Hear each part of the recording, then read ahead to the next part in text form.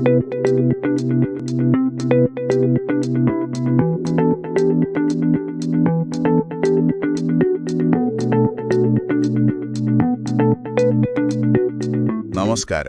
നിങ്ങളുടെ ഇംഗ്ലീഷ് എഴുത്ത് മെച്ചപ്പെടുത്താൻ സഹായിക്കുന്ന ചില കാര്യങ്ങൾ, അതാണ് നമ്മളിന്ന് നോക്കുന്നത്.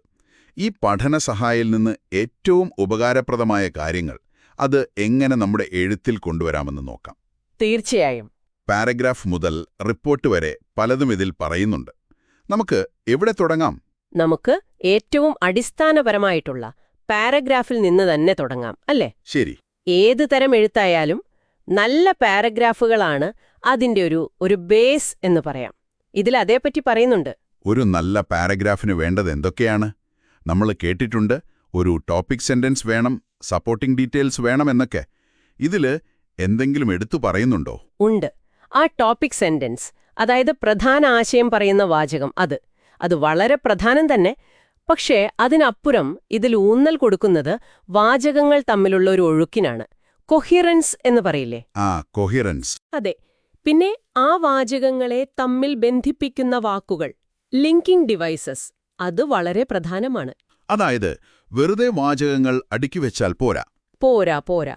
അവ തമ്മിൽ ഒരു കണക്ഷൻ വേണം. വായനക്കാരന് ഒരാശയത്തിൽ നിന്ന് അടുത്തതിലേക്ക് പോകാൻ അതൊരു വഴികാട്ടി പോലെ ആവണം. അത് കൊള്ളാം. പിന്നെ പലതരം എഴുത്തുകളെപ്പറ്റി പറയുന്നുണ്ടല്ലോ. എക്സ്പോസിറ്ററി, ആർഗ്യുമെന്റേറ്റീവ്, അങ്ങനെ ഓരോന്നിലും ഘടന മാറുമല്ലോ, അല്ലേ? തീർച്ചയായും മാറും. നിങ്ങൾ എന്താണ് പറയാൻ ഉദ്ദേശിക്കുന്നത് എന്നതിനെ ആശ്രയിച്ചിരിക്കുമത്. ഇപ്പോ ഒരു വാദം അവതരിപ്പിക്കുകയാണെങ്കിൽ ആർഗ്യുമെന്റേറ്റീവ്, അതിനൊരു ഘടനയുണ്ട്. എങ്ങനെയാണത്? ആദ്യം നിങ്ങളുടെ വാദം പറയുക, പിന്നെ അതിനെ സപ്പോർട്ട് ചെയ്യുന്ന തെളിവുകൾ, കാരണങ്ങൾ, അങ്ങനെ. ചിലപ്പോൾ എതിർവാദങ്ങളെപ്പറ്റി സൂചിപ്പിച്ച് അതിനെ ഖണ്ഡിക്കേണ്ടി വരും. ഓക്കേ. അതേസമയം ഒരു കഥ പോലെ പറയുകയാണെങ്കിൽ നറേറ്റീവ്, അതിന്റെ ഒഴുക്ക് വേറെയായിരിക്കും. തുടക്കം, പിന്നെ സംഭവങ്ങൾ, അവസാനം, അങ്ങനെ. ശരി. അപ്പോ എഴുതുന്നതിന് മുൻപ് വിവരങ്ങൾ ശേഖരിക്കേണ്ടി വരുമല്ലോ. നോട്ടെടുക്കുന്നതിനെപ്പറ്റി എന്താണിതിൽ പറയുന്നത്? പലപ്പോഴും പ്രധാന പോയിന്റുകൾ മിസ്സാവാറുണ്ട്. അത് നല്ലൊരു പോയിന്റാണ്. നോട്ടെടുക്കൽ ഒരു കഴിവ് തന്നെയാണ്. മുഴുവൻ വാചകങ്ങളും എഴുതുന്നതിന് പകരം ചിലപ്പോൾ ചുരുക്കെഴുത്തുകൾ ഉപയോഗിക്കാം. അല്ലെങ്കിൽ ചിഹ്നങ്ങള്, അതുമല്ലെങ്കിൽ ഒരു ഡയഗ്രം പോലെ, മൈൻഡ് മാപ്പ് പോലെയൊക്കെ പ്രധാന പോയിന്റും അതിനോട് ബന്ധപ്പെട്ട കാര്യങ്ങളും പെട്ടെന്ന് വരച്ചിടാം. അത് കൊള്ളാം. സമയം ലാഭിക്കാം. അതെ. കേൾക്കുമ്പോഴോ വായിക്കുമ്പോഴോ എന്താണ് പ്രധാനം, എന്താണ് അത്ര പ്രധാനമല്ലാത്തത് എന്ന് തിരിച്ചറിയുന്നതാണ് അവിടെ പ്രധാനം. ഈ നോട്ടെടുക്കുന്നതിലെ കഴിവ്, അത് പിന്നീട് സംഗ്രഹം എഴുതുമ്പോഴും ആവശ്യമായി വരുമല്ലോ. തീർച്ചയായും. ഒരു വലിയ ലേഖനം അല്ലെങ്കിൽ ഒരു റിപ്പോർട്ട്, അതിന്റെ സാരാംശം മാത്രം എങ്ങനെ ചുരുക്കി എഴുതാമെന്നാണ് ഇതിൽ പറയുന്നത്. അതെ. സംഗ്രഹിക്കുക എന്ന് പറഞ്ഞാൽ വെറുതെ കുറച്ചു വാചകങ്ങൾ ഒഴിവാക്കുക എന്നല്ല. അല്ല. മറിച്ച് അതിലെ ഏറ്റവും പ്രധാനപ്പെട്ട ആശയങ്ങൾ കണ്ടെത്തണം.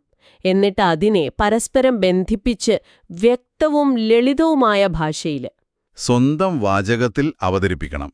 സ്വന്തം വാചകത്തിൽ. അത് പ്രധാനമാണ്. അതെ.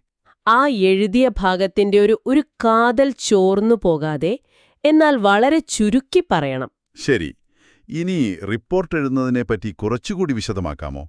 പലതരം റിപ്പോർട്ടുകളുണ്ടല്ലോ. ഉണ്ട്. മീറ്റിംഗ് റിപ്പോർട്ട്, ഒരു സർവേയുടെ റിപ്പോർട്ട്, അല്ലെങ്കിൽ ഒരു പരീക്ഷണത്തിന്റെ റിപ്പോർട്ട്, അങ്ങനെ പലതും. ഇവയ്ക്കെല്ലാം പൊതുവായി എന്തെങ്കിലും നിയമങ്ങളുണ്ടോ? പൊതുവായി വേണ്ടത് 1 കൃത്യത, പിന്നെ വ്യക്തത. പറയുന്ന കാര്യങ്ങൾ വളച്ചുകെട്ടില്ലാതെ ലളിതമായി പറയണം.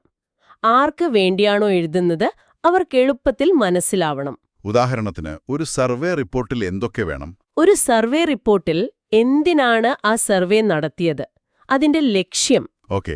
റിപ്പോർട്ട് ചെയ്യുമ്പോൾ സംസാരിച്ചതിലെ ഏറ്റവും പ്രധാനപ്പെട്ട കാര്യങ്ങൾ തുടക്കത്തിൽ കൊടുക്കുന്നത് നല്ലതാണ്.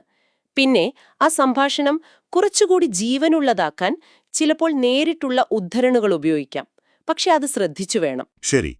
ശാസ്ത്രീയ പരീക്ഷണങ്ങളുടെ റിപ്പോർട്ടുകളോ? അത് കുറച്ചുകൂടി ഫോർമലായിരിക്കുമല്ലോ. അതെ, അത് വളരെ ഘടനാപരമായിരിക്കണം.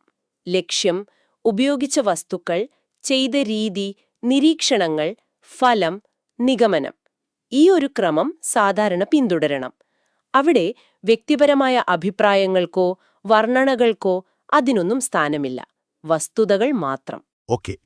അപ്പോ നമ്മളിപ്പോൾ സംസാരിച്ചത് നല്ല പാരഗ്രാഫുകൾ ഉണ്ടാക്കുന്നത്, പലതരം എഴുത്തുകളുടെ ഘടന, നോട്ടെടുക്കുന്നതും സംഗ്രഹിക്കുന്നതും, പിന്നെ പലതരം റിപ്പോർട്ടുകൾ എഴുതുന്ന രീതി, ഇതൊക്കെയാണ് ഈ പഠനസഹായിയുടെ ഒരു ചുരുക്കം, അല്ലേ? അതെ, പ്രധാനമായും ഇവയൊക്കെയാണ്. ഇതിലെല്ലാം ഉപരിയായിട്ട് ഒരു കാര്യം കൂടിയുണ്ട്. നമ്മൾ വ്യക്തമായി ചിന്തിച്ചാൽ മാത്രമേ നമുക്ക് വ്യക്തമായി എഴുതാൻ സാധിക്കൂ. അത് വളരെ ശരിയാണ്. എഴുത്തു മെച്ചപ്പെടുത്താൻ ഏറ്റവും നല്ല വഴി അത് നിരന്തരമായി എഴുതി പരിശീലിക്കുക എന്ന് തന്നെയാണ്. ഈ പറഞ്ഞ കാര്യങ്ങളൊക്കെ നിങ്ങളുടെ എഴുത്തിൽ എങ്ങനെ കൊണ്ടുവരാമെന്ന് ആലോചിച്ചു നോക്കൂ. ഒരുപക്ഷെ നിങ്ങൾ അടുത്ത തവണ ഒരു ഔദ്യോഗിക ഇമെയിൽ അയക്കുമ്പോൾ അതിലെ ആശയങ്ങൾ വ്യക്തമാണോ, വാചകങ്ങൾ തമ്മിൽ നല്ല ഒഴുക്കുണ്ടോ എന്നൊന്ന് ശ്രദ്ധിച്ചു നോക്കിയാലോ? അതൊരു തുടക്കമാവട്ടെ.